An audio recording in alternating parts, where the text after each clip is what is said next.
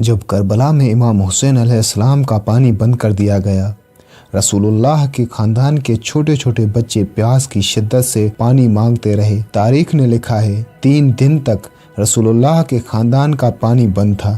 جب کربلا میں 10 محرم کے دن ہر ایک شہید شہادت کا جام پیتا گیا، حضرت امام حسین علیہ السلام تنہا رہ گئے تو فوج یزید کے سامنے جا کے حجت تمام کرتے ہیں اور کہتے ہیں کہ ہے کوئی اس غریب کی مدد کرنے والا؟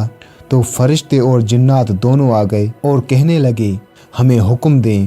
تو حضرت امام حسین علیہ السلام فرماتے ہیں کہ یہ صدا صرف انسانوں کے لیے تھی، لیکن افسوس تمام انسان رسول اللہ کے نواسے کی غربت پر ہنسنے لگے۔ کربلا میں علی اصغر علیہ السلام کی عمر صرف 6 ماہ تھی۔ وہ امام حسین علیہ السلام اور رباب کے فرزند تھے۔ عاشورہ کے دن سخت گرمی تھی اور 3 دن تک امام حسین علیہ السلام کے گھر والوں کے لیے پانی بند تھا۔ اس کی ماں بھی اسے دودھ نہیں پلا سکتی تھی کیونکہ دودھ نہیں تھا۔ جب امام حسین علیہ السلام نے پکارا کہ کیا کوئی میری مدد کرنے والا ہے، تو عورتوں کے رونے کی آوازیں آ رہی تھی۔ امام حسین علیہ السلام خیمے میں تشریف لے گئے۔ حضرت زینب نے فرمایا، اے میرے بھائی حسین، جب سے اصغر نے تمہاری پکار سنی ہے رونا نہیں چھوڑ رہا۔ اور علی اصغر نے آپ کی پکار سنتے ہی خود کو جھولے سے نیچے گرا دیا۔ امام حسین علیہ السلام نے فرمایا، اسے میرے پاس لاؤ، میں اسے لے جاؤں گا اور دیکھوں گا کہ کیا کوئی اسے پانی پلاتا ہے۔ امام حسین علیہ السلام نے بچے کو گود میں لیا اور یزید کے لشکر کی طرف جاتے ہوئے فرمایا، دیکھو میرا اصغر کتنا پیاسا ہے، اس کے ہونٹ خشک ہیں اور وہ مشکل سے آنکھیں کھول سکتا ہے، اس نے کسی کو کوئی نقصان نہیں پہنچایا، اسے پانی پلاؤ۔ فوج یزید میں سے آواز آئی، حسین پانی تم پینا چاہتے ہو اور نام اس بچے کا لیتے ہو؟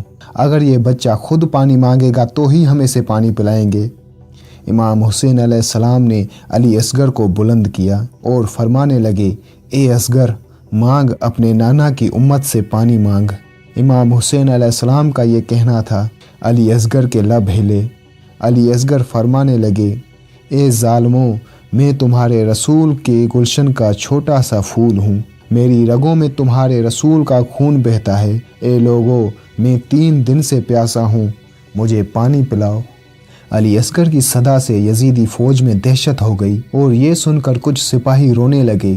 امام حسین علیہ السلام نے فرمایا، تمہاری نظروں میں تمہارا دشمن ہوں، اس معصوم نے کسی کا کچھ نہیں بگاڑا، اسے 2 گھونٹ پانی پلا دو، اس ڈر سے کہ لشکر میں بغاوت نہ ہو جائے۔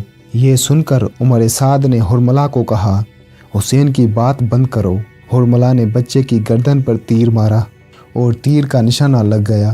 وہ تیر اتنا وزنی تھا کہ حضرت علی اصغر کی گردن سے پار ہو کر حضرت امام حسین علیہ السلام کے بازو میں آ لگا۔ امام حسین علیہ السلام نے بچے کو بوسہ دیا، پھر 1 قدم آگے بڑھے اور پھر پیچھے چلے گئے۔ حضرت امام حسین علیہ السلام نے علی اصغر کی لاش کو عبا میں چھپائے ہوئے جیسے ہی خیمے میں آئے، بی بی رباب نے پوچھا، اے میرے مولا، میرے بچے نے پانی پیا؟ امام حسین علیہ السلام نے علی اصغر کو سامنے کیا تو بی بی رباب چیخ کر کہنے لگی، یا مولا، جس نے ہمارے اصغر کو مارا کیا اس کی کوئی اولاد نہیں تھی؟ حضرت امام حسین علیہ السلام نے فرمایا، صبر کرو، اللہ کی مرضی یہ ہے کہ ہم ہر ظلم سہ کر اسلام کے لیے صبر کریں، کیونکہ ہمارے خون سے اللہ کا دین بچنا ہے۔ امام حسین علیہ السلام نے ذوالفقار سے کربلا کی مٹی میں علی اصغر کے لیے قبر کھودی اور اس معصوم کی لاش کو دفنا دیا۔ جب حضرت امام حسین علیہ السلام کی شہادت ہوئی اور سبھی شہداء کے سروں کو کاٹا گیا تو عمر سعد نے حکم دیا کہ گنو، کہیں کوئی سر کم تو نہیں پڑ رہا؟ تو ایک ظالم نے کہا کہ ہاں، 1 سر کم ہے۔ عمر سعد نے کہا، کون سا سر؟ تو وہ ظالم کہتا ہے، حسین ایک 6 ماہ کے بچے کو لے کر آیا تھا، ہم نے اس کو تیر مار کر شہید کیا تھا، اس کا سر نہیں ملتا۔ شمر نے کہا، ڈھونڈو، زمین میں نیزہ مارتے رہو، یہیں کہیں حسین نے تدفین کیا ہوگا۔